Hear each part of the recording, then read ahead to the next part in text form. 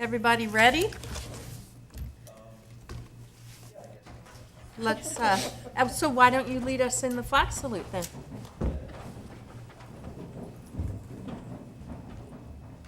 Pledge allegiance to the flag of the United States of America and to the republic for which it stands, one nation under God, indivisible, with liberty and justice for all. All right, thank you so much, and now we'll have the roll call. Broadway. Here. Duncan. Here. Harvey. Here. Holmes. Here. Nader. Powers. Here. Trevas. Euler. Okay, we have a quorum.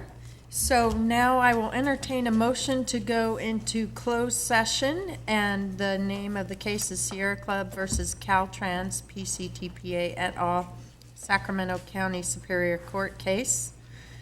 Let's do it. Yeah. It's been moved. Second. Second, all in favor? Aye. Okay, let's go. Okay. We have no reportable action out of closed session. So we're going to go to item number D, approval of minutes for August 22nd, 2018. Anyone have a chance to read those? Yes, sir. Very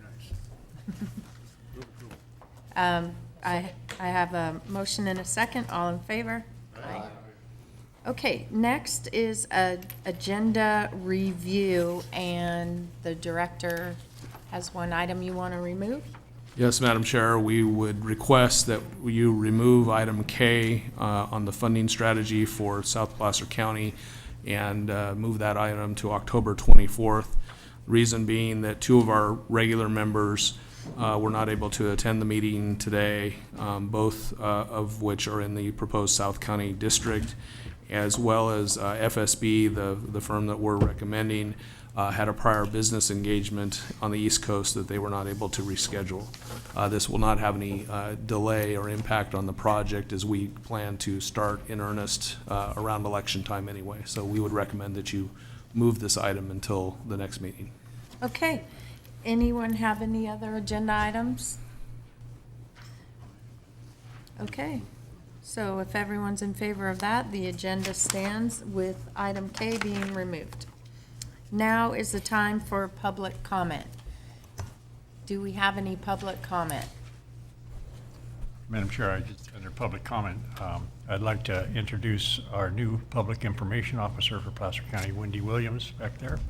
Just stand up, and you'll be seeing her come here periodically to report on all the great things that we do in this agency. Congratulations, Wendy. Welcome aboard. Awesome. Seeing no other public comment, we'll go on to consent calendar. These are expected to be routine and non-controversial. They will be acted upon by the board at one time without discussion. Any board member wish to have anything removed? Seeing none, I'll entertain. Do you take the roll call for this, Sylvie? I will. Anyone from the public wish to speak on the consent items? Seeing none, consent calendar is approved, and now we're going to adjourn. Oh. All in favor? Aye. Thank you. We just do it different at the city, so, you know, I got to change gears. Adjourn as the Placer County Transportation Agency and convene as the Airport Land Use Commission, item number H. Placer County Chapter 17 zoning text amendments consistency determination. Good morning, members of the Airport Land Use Commission. I'll be handling this item.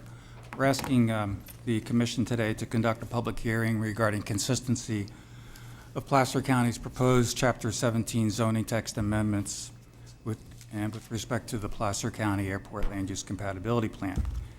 And we recommend today that you find the Placer County proposed zoning text amendments are consistent with the Placer County Airport Land Use Compatibility Plan. We all know the background for the Airport Land Use Commission for three airports. The state law basically requires that any zoning ordinance revision that affects lands within an airport influence area, and we have 3 airports, Blue Canyon, Auburn Municipal, and Lincoln Regional Airports, be reviewed for consistency with the Airport Land Use Compatibility Plan. So the county is proposing to repeal and replace their Chapter 17 zoning code, zoning ordinance, to incorporate the amendments that are proposed here today within the zoning ordinance. And the basic purpose of the zoning text amendments is to clarify and simplify implementation and interpretation of the zoning ordinance.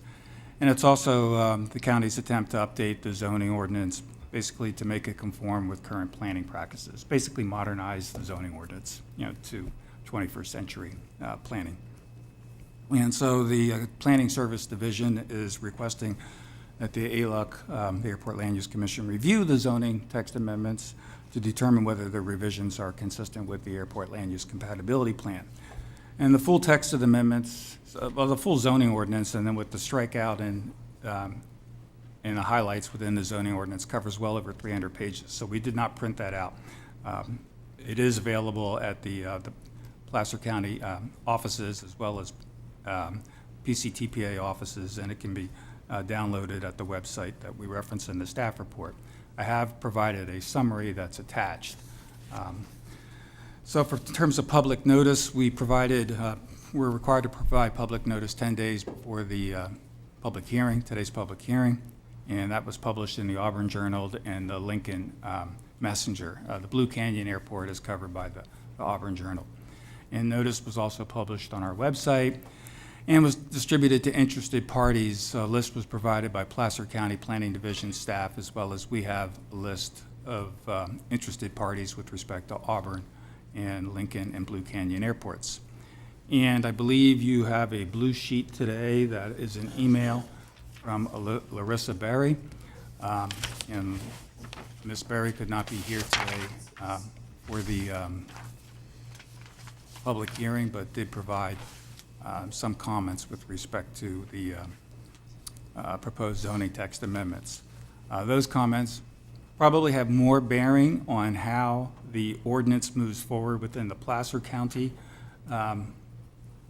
process, and as it goes before the Board of Supervisors, and the comments that she's raised really have no bearing with respect to how the Airport Land Use Commission reviews the proposed zoning text amendments to determine consistency.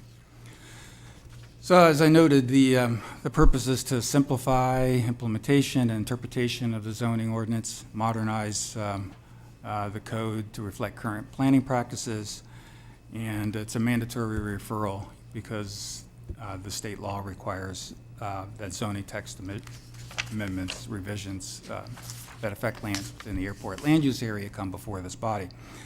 And so the zoning text amendments are summarized attachment 1. There's a list there. There's 41 sections. Rather than go through the code and identify by section the particular revisions within each section, I basically kind of group them with respect to the topics on the proposed zoning text amendment. And so you have 8 changes, additions, modifications to land use definitions within the code. There's a recommendation to incorporate street side setbacks, which is something that many of the cities and adjacent jurisdictions have within this county, as well as other counties. There's also basically the idea to create another setback section which groups setback discussion within one particular section within the zoning ordinance. There is discussion of density limitation, which basically consolidates how you look at limitations on density within a single table. I would clarify that by grouping all of that within one single table, there is no recommendation by the county to propose any additional densities, which would be something that the commission would be concerned about if the zoning ordinance was recommending greater zoning densities or intensities within lands that are affected by the Airport Land Use Compatibility Plan.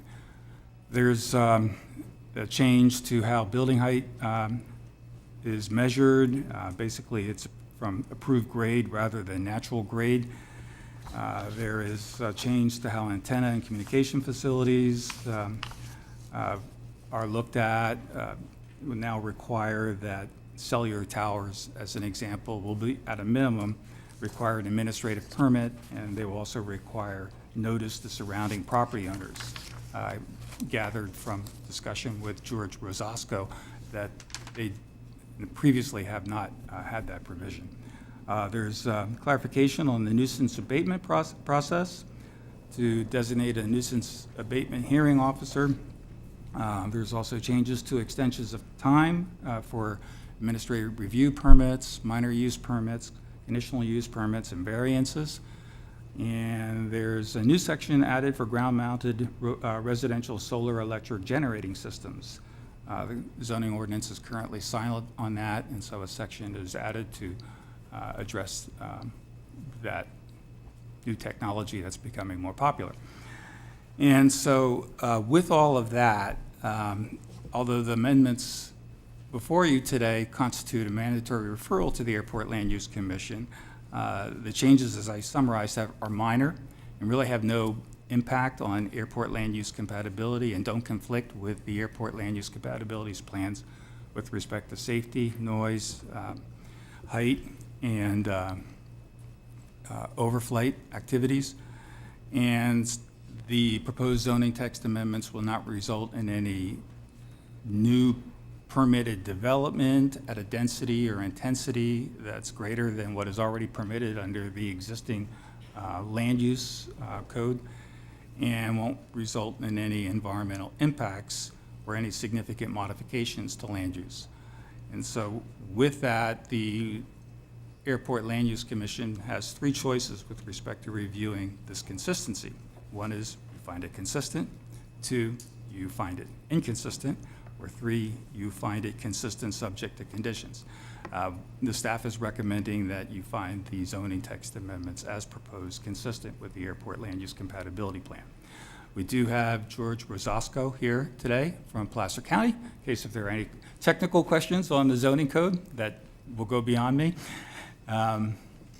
And there may be members of the public that may wish to testify because this is a public hearing, and so you may wish to take that input. And with that, I'd be glad to answer any questions. Anyone have questions? Any public comment? Madam Chair, if you could open the public hearing, please. Yeah, oh, let me open the public hearing. Any public comment? Seeing none, I'm going to close it, and I'm just going to go first and say thank you to your team for reviewing it so closely and being in direct communication with Bernie Schroeder, who's in the back of the room here for the City of Auburn. And everyone who knows me knows that it's really important to me that we protect our airport land uses, and Bernie, Ms. Schroeder says that she is sure that the efforts were just to modernize and conduct housekeeping measures on the county's outdated zoning provisions only. And so we feel that there's no impact on existing land uses surrounding the airport. So thank you for your review, thank you for yours, and I just thought the board should know that the City of Auburn, who pays very close attention, feels that this is just a fine. So you missed that part where we're actually building an orphanage at the end of the runway? I'm going to tie didn't see myself that to a part? tree there. So I will entertain a motion. It's been moved in second. All in favor? Aye. All right, thank you. Thank you very much, everyone. You're welcome. Okay, so we're going to adjourn as the Airport Land Use Commission and convene as the Western Placer Consolidated Transportation Services Agency, and I will entertain a motion to approve the consent calendar. Anyone? I move approval. It's been moved in second. All in favor? Aye. Okay, now we're going to, are you just trying to make this tough on me, Mike? Adjourn as the Western. Test, yes. Western Placer Consolidated Transportation Services Agency and convene as the Placer County Transportation Planning Agency with a timed 9:15 item, I apologize, we're a few minutes late. Public participation in the Title VI plan. All right, so good morning. I have this item, the Public Participation and Title VI Plan Update. As we discussed at the August board meeting, Title VI of the Civil Rights Act of 1964 states that any federally funded program can't discriminate on the basis of race, color, or national origin. Because PCTPA receives federal funding, we're required to abide by these rules. So in order to meet those requirements, we're required to maintain a Title VI plan. A Title VI plan essentially has three components. The first is Title VI policies and procedures, which includes PCTPA's non-discrimination policy, as well as all of the forms and processes involved with filing a complaint. The second component is a public participation plan, which summarizes PCTPA's past public participation and outreach efforts and lays out a plan for future efforts. And the third component is a language assistance plan, which outlines the efforts PCTPA will take to assist those who have limited English proficiency. So PCTPA last adopted its Title VI plan in 2015, and Caltrans requires that it be updated every 3 years, which is why we're presenting an update for you today. So while I've included the full plan document in the agenda for your review, my presentation is just going to focus on the two key changes from the last update to this one. The first key change is the expansion of the public participation plan. PCTPA has done a lot of outreach since 2015, and this expanded public participation plan summarizes those efforts, particularly the way that PCTPA has increased its online engagement using digital workshops and providing email updates and updating the website with content. The public participation plan also outlines future efforts, ways that PCTPA can improve public outreach, including things like utilizing digital workshops more and reaching out to residents and stakeholders who aren't necessarily engaged in transportation projects. The second key change involves the language assistance plan. Every Title VI plan is required to include an analysis of the population with limited English proficiency that the agency serves. So in Placer County, there are almost 16,000 people who speak English less than very well. And the U.S. Department of Transportation's Safe Harbor provision requires that there be translation into any language where the population speaking it is 1,000 people or 5% of the total population, whichever of those two numbers is smaller. So in Placer County, that includes Spanish and Tagalog, a Filipino language.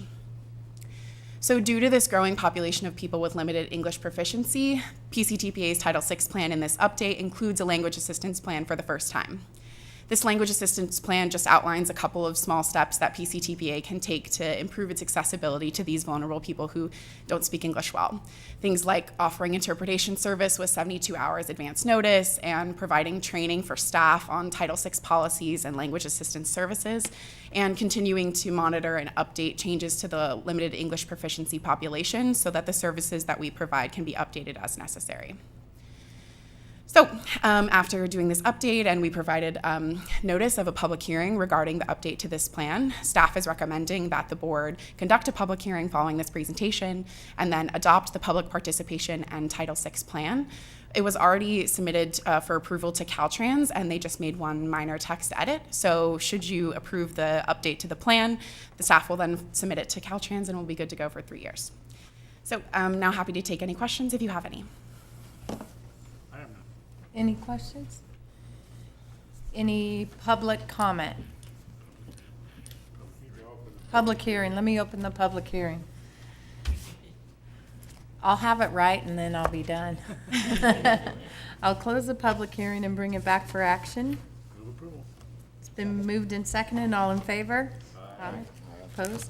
Okay, item number L, 2018 Unmet Transit Needs Process and Schedule.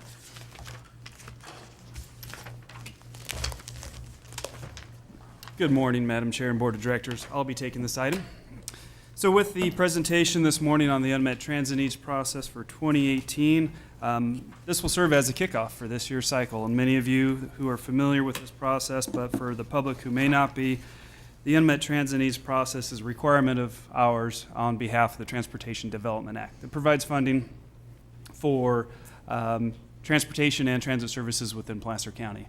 And as the PowerPoint gets loaded, I'll continue. But in the meantime, the Unmet Transit Needs Process, although it's a state requirement, and required annually, it actually provides several benefits to both residents, passengers of transit services in Placer County, as well as our city staff.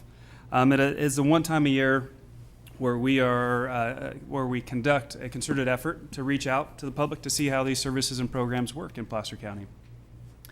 It provides city staff valuable information on how the services are working, whether there's little tweaks that are needed, whether there's enhancements that could be made, or is there a change that may have happened with different land uses. A new business opened up, a new shopping center opened up, and there's no existing transit services to that. So this provides a number of valuable resources throughout the county. The main focus of the plan, though, is on geographic areas that do not have transit service to them. And those services are compared against the short-range transit plans and those that were just recently accepted back in August by this board. The comments that we receive through this cycle will be reviewed by the Social Services Transportation Advisory Council. Those comments received and reviewed recommendations will be made to the PCTPA Board of Directors to adopt this coming February. And those recommendations will be adopted to address any reasonable to meet transit needs within the county prior to the adoption and allocation of future year Transportation Development Act funds to each of the cities in the county.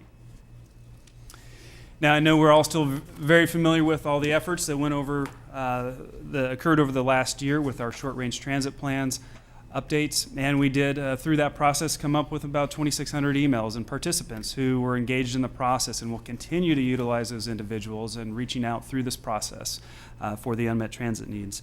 All the recommendations contained within these reports will be used as a basis for looking at and evaluating comments going forward and how we determine any reasonable to meet comments that we receive this cycle.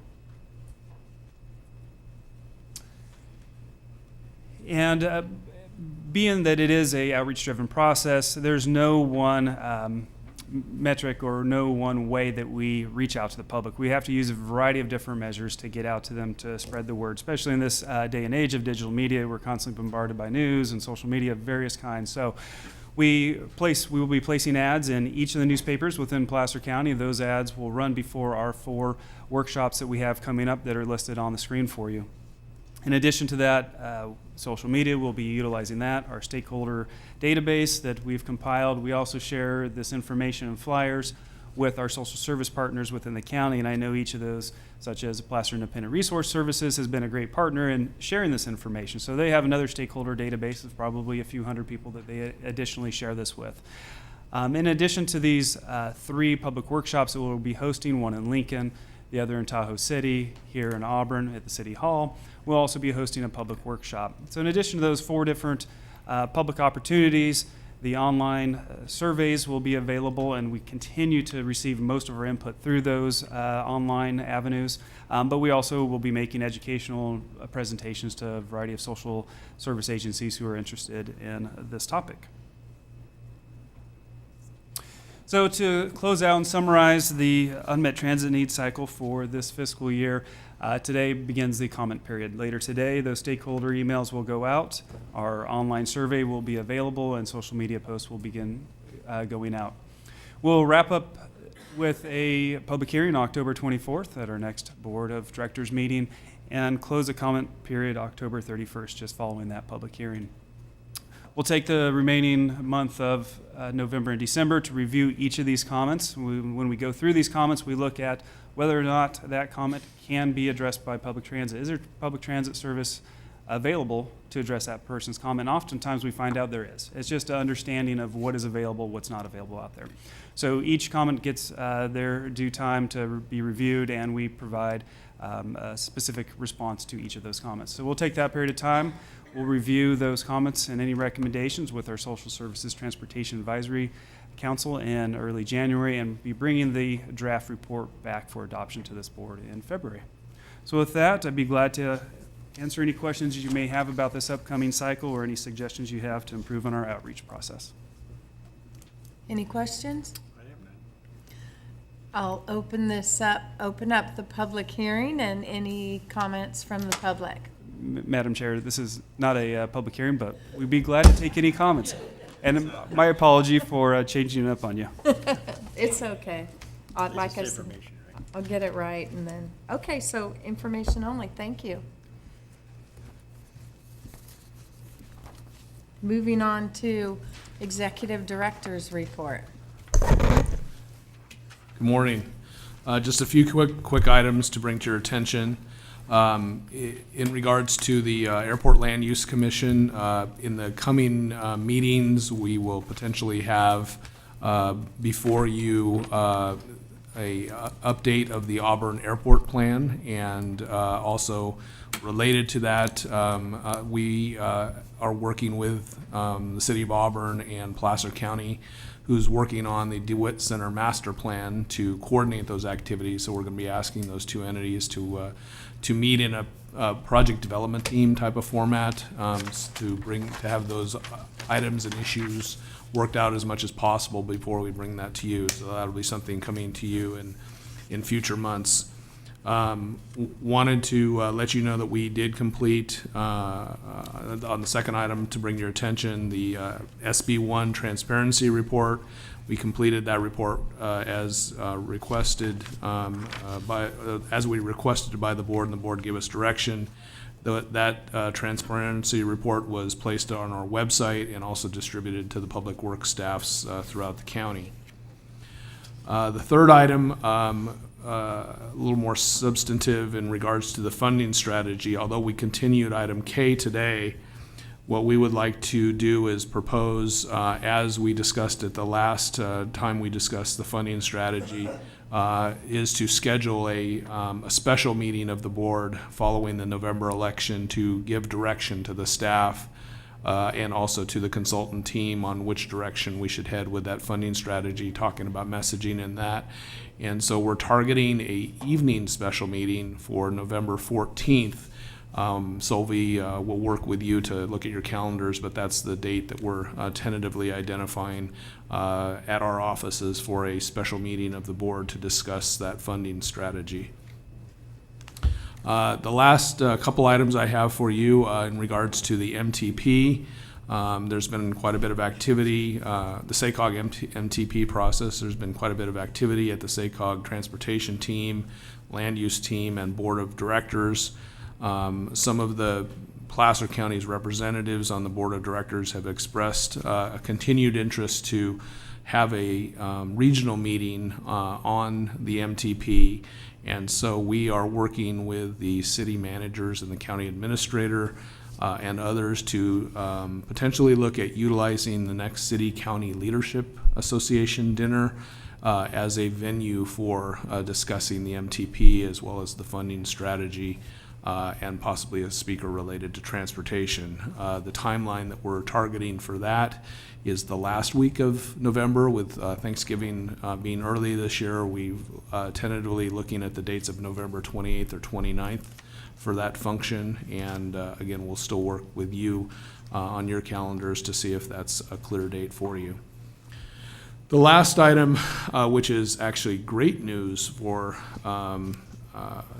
Placer County, is that we have been selected to hold the January meeting of the California Transportation Commission in Placer County, and specifically the CTC has moved their meeting, which would normally be held in Sacramento, and has moved that to Rockland. And so they will be holding their January CTC meeting in Rockland. This is an honor typically for jurisdictions to have this very important body to meet in their jurisdiction, and so we'll be working with Mayor Broadway and his staff to put that together. It's probably going to be at the Rockland Event Center on Sunset Boulevard, and it will include a tour and some other things, and we'd like to get the participation of the full board in that, to the extent that we can in that activity. And I don't know if Mayor Broadway, you'd like to say anything quickly on that? Looking forward to additional information. And with that, I'd conclude my executive director's report unless you have any questions for me. No, seeing none. Okay. Yes, probably in the end of November meeting. Should probably bring up a discussion up here of the board of whether Colfax will drop back to the bottom of the list. instead of moving over into this chair, depending on who gets elected and how the election turns out, because we have 4 places open. Maybe somebody brand new and they won't be qualified to come in and run these meetings, so should probably have a discussion in November on that. We could probably put that even, if you'd like, on the October meeting as a. November after the election. I'd rather it be November after the election, because there's 2 people that if one person gets reelected, they could go ahead, if they want to come over to this board, they could go ahead and run these meetings, so. Okay. We'll put that as an item on the special meeting that we may have in November, sure. All right, thank you. Okay. Seeing no further items, this meeting is adjourned. Thank you. Thank you. Solvay.